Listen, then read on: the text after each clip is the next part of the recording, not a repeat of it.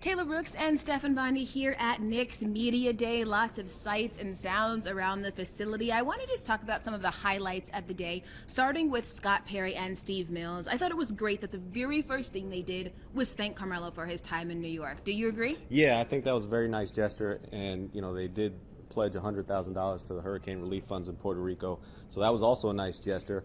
And he was a great player. He's the greatest Knick in my opinion since Patrick Ewing, and he deserves that kind of recognition. And I think it's going to be interesting to see his reception when he does come back to the Garden.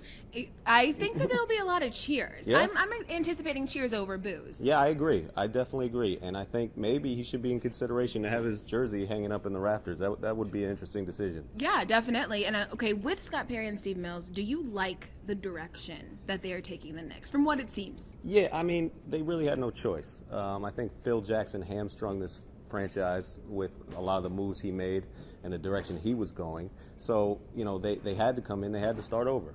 And they've done a bunch of moves in that direction. I don't necessarily like what they got back in the trade for Carmelo Anthony, just because Enes Kanter just creates a logjam at center, and they were trying to focus on Willy Hernangomez. So actually what I can see moving forward is the Knicks trying to trade one of these centers. And that's going to be a storyline throughout the season, is what are they going to do with so many centers?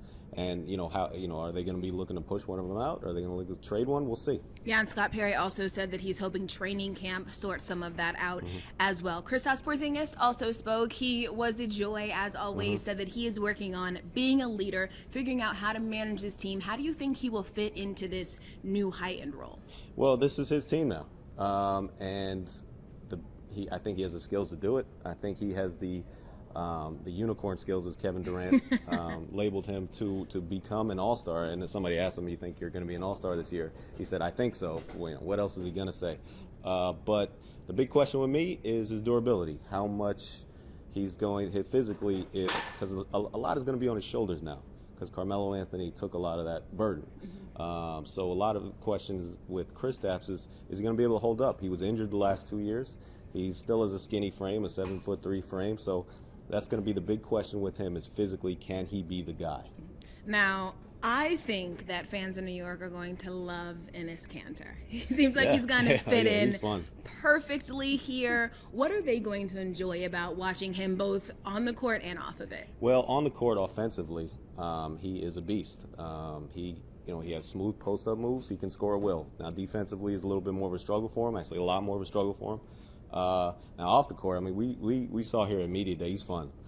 He will entertain any question, and he will answer them in a way that's going to entertain you. And he said one of the biggest things that Russell Westbrook told him coming in here: watch out for the New York media. Yeah. So he probably should. Yeah, he probably should. He can get in trouble sometimes, saying being so honest, but we appreciate that as media members. I think we hit it all. Is there anything we missed? No, we're all good. Right. Well, you can follow along all of our Knicks coverage at SNY.TV and follow the Knicks blog. Thanks so much for watching. Stefan, Taylor, thanks.